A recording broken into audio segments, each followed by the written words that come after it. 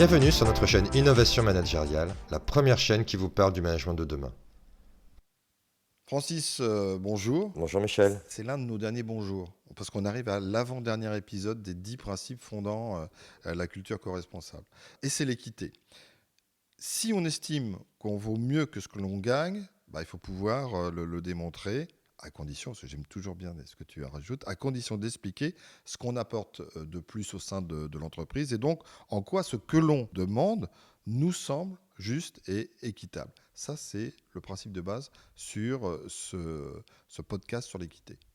Oui, parce que dans mon expérience professionnelle, mes 20 années en entreprise, j'ai souvent entendu des gens dire je ne suis pas traité à ma juste valeur, je ne suis pas bien rémunéré. Et je sais que le sentiment d'injustice est certainement le sentiment le plus préjudiciable à l'entreprise, parce que quand on estime qu'on n'est pas traité de manière juste, ça nous autorise et ça nous légitime à peut-être à trahir, transgresser, parce que voilà, j'ai raison, je n'ai pas été convenablement traité, sachant que la justice est un sentiment qui est différent de l'égalité.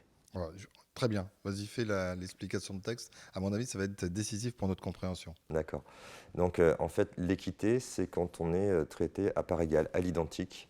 Aristote disait que l'équité est un principe de justice distributive, alors que l'égalité est un principe de justice commutative. Ça veut dire que tout le monde a la même chose, quoi qu'il fasse. Et c'est ce qui génère le sentiment d'injustice. On a identifié 3 sentiments de justice et d'injustice. Par exemple, le sentiment d'injustice relationnelle, c'est quand je ne me sens pas traité de la même manière que les autres. Par exemple, si mon patron va déjeuner quasiment tout le temps avec mon collègue, je vais trouver injuste que moi je ne puisse pas déjeuner, et donc du coup, je peux légitimement me dire qu'il ne m'aime pas. Le deuxième sentiment, c'est un sentiment d'injustice distributif. Et donc là, on est sur le rapport contribution-attribution. Et là où je vais en fait me dire, c'est injuste parce que ce que j'ai apporté ne m'est pas correctement récompensé. Donc je vais regarder l'effort que j'ai fait, la valeur que j'ai créée et la rétribution qu'on me fait. Et puis le troisième sentiment de justice, c'est le sentiment de justice procédurale, où là c'est lié aux critères de la prise de décision. Si on prend les augmentations de salaire, qui est un sujet relativement sensible, donc je vais checker ces 3 sentiments de justice pour voir si relationnellement j'ai été bien traité. On va prendre un exemple. J'ai commis une erreur, moi, quand j'étais en fonction, c'est que je ne recevais que ceux à qui j'avais attribué des promotions et les autres, je ne les recevais pas. C'était injuste relationnellement, mais je ne le savais pas, j'en ai pas conscience. Sur la notion du distributive, on a eu un exemple post-Covid, post-confinement, où j'ai beaucoup de patrons d'entreprise qui m'ont dit, voilà, j'ai annoncé au début du Covid qu'il y aurait un gel des salaires, puisqu'on ne savait pas du tout ce qui allait se passer, et que notre but, c'était de survivre. J'ai souvent obtenu l'accord de tout le monde, et puis un an après, j'en ai un qui vient me voir en me disant, moi je mérite une promotion de 1 000 euros. Donc le patron est surpris en disant, mais pourquoi? Puisque j'ai dit qu'il y aurait un gel des salaires, et vous étiez tous d'accord. Et là, le salarié lui répond, oui, mais moi j'ai beaucoup plus travaillé que les autres, et sans moi, tu ne serais pas là. Donc c'est pas juste. Et l'exemple qu'on donne souvent, c'est le partage d'une pizza. Moi, je vais acheter une pizza, je vais la couper en 2, on sera sur l'égalité, mais c'est pas pour autant juste. C'est pas pour autant juste parce que moi, je peux me dire... Même si on a une part égale. Même si on a une part égale, parce que par exemple, je peux dire, mais moi, j'ai pas pris mon petit déjeuner ce matin, alors que toi, tu t'es gavé.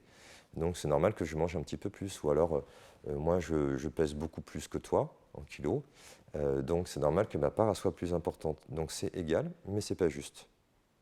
Alors, justement, quelles décisions prises, on va prendre pour exemple la direction, peuvent apparaître injustes? Il y a plein de décisions d'entreprise qui paraissent injustes. Je vais prendre un exemple que j'ai vécu dans une entreprise, et ça s'appelle les règles bureaucratiques policières. Déjà, rien que le mot. Et si par exemple, j'ai 3% des salariés qui ne respectent pas les horaires, qui arrivent en retard, que j'ai beau leur dire que ça continue. La décision que je vais prendre, c'est par exemple d'instaurer des badgeuses et d'obliger les gens de venir à telle heure et les contrôler parce que j'ai 3% qui ont transgressé les règles, etc. Et ça, je ne peux pas le faire que pour les 3%, donc en général, je le fais pour tout le monde. C'est-à-dire qu'il y a 97% des gens qui respectaient les horaires et tout, qui vont être contraints de s'adapter à des badgeuses alors qu'ils n'ont rien fait, qu'ils n'ont jamais rien transgressé. Et là, c'est un exemple typique de, alors que vous pensez que c'est juste, il y a quand même 97% des salariés qui pensent que ce n'est pas juste. Alors, pour éviter justement ce flou, ce sentiment d'injustice, comment on peut faire? Je vais proposer 2-3 exemples d'entreprises. Le premier, c'est Airbnb, par exemple. Airbnb, tous les 6 mois, il y a les managers et les collaborateurs se rencontrent pour identifier une éventuelle évolution salariale. Sur ces rencontres, les évolutions salariales basées sur 2 critères. Le premier critère, c'est la performance par rapport à l'activité. Et le deuxième critère, donc la moitié de la prime, elle est dédiée à l'incarnation des valeurs de Airbnb. Donc ils ont 4 valeurs.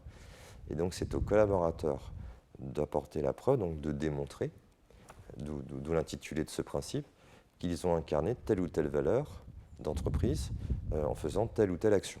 Il y a une autre pratique que j'aime bien aussi, c'est chez Decathlon en Belgique, à Namur, où là ils ont décidé, ça se passe pendant l'entretien, la période de l'entretien annuel, ils ont décidé de laisser les collaborateurs choisir d'une éventuelle évolution salariale. En gros, ce n'est pas la hiérarchie qui dit bah, toi tu vaux tant, comme dans la plupart des entreprises. Ils disent bon voilà, si tu penses que tu as apporté plus, bah, démontre-le nous. Et donc ils ont un processus qui est assez intéressant, parce que ce qu'il faut savoir, c'est que la hiérarchie n'a pas le droit de te refuser. Donc ça se passe comment? Moi par exemple, j'estime que je vaux 5 000 € parce que j'ai apporté ça et ça à l'entreprise. Donc le processus fait que je dois rencontrer 3-4 personnes pour leur présenter mon argumentation et à bénéficier de leur feedback. Donc là, on retrouve la notion de feedback. Et là, ils peuvent me dire, bon, bah, je pense que tu as raison, ou alors tu t'es sous-évalué ou tu t'es surévalué. Donc après avoir réfléchi, je vais à la rencontre, mais cette fois-ci, des mêmes protagonistes. Mais on est en réunion, on est en collectif. Et donc là, je vais évoquer ma décision. Ce suit aussi un échange. Et la troisième étape, je décide. Je décide, alors je peux soit décider de revoir ma copie, soit de rester sur ma position. Et ce que l'on note, c'est qu'il est fréquent que les personnes en fait, fassent évoluer leur position. Il y a un concept qu'on appelle l'effet autocinétique qui fait que je n'ai pas intérêt à aller à l'encontre de mon groupe d'appartenance. Et donc s'ils me disent que je ne le mérite pas, ben, si je maintiens ma position, je vais contre le groupe. Et donc je ne suis pas en phase avec les valeurs de l'entreprise. Alors que ça me gêne moins d'aller à l'encontre de mon autorité hiérarchique. Il y a une autre pratique aussi qu'on retrouve chez Valve, où là, en fait, ce sont les salariés, les collaborateurs entre eux qui décident de donner ou pas une augmentation de salaire. Donc, ce n'est pas la hiérarchie qui s'en occupe. Et il y a 4 critères à ces faits. Donc, tout le monde va pouvoir noter, tout le monde. Le premier critère, c'est la capacité technique. Donc, je te reconnais notamment dans ta capacité à résoudre un problème. Le deuxième critère, c'est la productivité. C'est le nombre de livrables que tu as fait, puisqu'on est dans une société d'édition. La troisième, c'est ta contribution au groupe. Et le quatrième, c'est la contribution au projet, les nouvelles valeurs que tu as créées. Et donc chacun va se noter entre eux en 360 degrés, et c'est ce qui va être à l'origine des évolutions, des augmentations de salaire ou pas. Donc on répond là au fait aux critères procéduraux, puisque les critères sont bien clairs. On est aussi dans la justice relationnelle, parce que tout le monde est traité de la même manière, et on est aussi dans la justice distributive, parce que les critères y concourent. Très bien, merci Francis. Et tout ça repose aussi sur ce que tu mets toujours en avant, l'écoute, l'explication, l'inter-échange, parce que sinon on n'a pas tout ça, effectivement, on a du mal à avancer, notamment en termes d'équité. Moi, je pense que tout le monde est prêt à tout entendre, et donc il ne faut pas avoir peur d'expliquer les règles du jeu. Je crois que les gens sont suffisamment adultes, quand on les met en position d'adultes, pour entendre que oui, il y a des fois, ce n'est pas possible. Je prendrai juste un dernier témoignage d'une entreprise qui me fait part d'un collaborateur qui était en travail posté, qui ne trouve pas juste de pouvoir bénéficier du télétravail, comme son petit copain Rémi, qui lui, par contre, le lundi et vendredi, il est chez lui avec le barbecue. Et donc, j'ai des entreprises à un moment donné qui étaient un peu gênées en disant, mais qu'est-ce qu'on peut faire? Ils me disent que c'est pas juste. Et oui, c'est pas juste, ils n'ont pas de télétravail, mais en même temps, leur emploi ne permet pas le télétravail. Donc, ils me disaient, mais est-ce que je vais être obligé de créer une prime, de proposer une prime de non-télétravail ou pas? Alors que non, il faut juste expliquer à la personne que sa machine, on ne peut pas la mettre dans sa maison et que ça reste quand même juste. Et puis pour ceux qui penseraient qu'on n'a pas le choix, suivez le prochain podcast parce que ça sera le dernier de la première série, série de tes podcasts. Ça sera sur le choix. Tout à fait. Merci Francis. Merci Michel. À très vite. À très vite.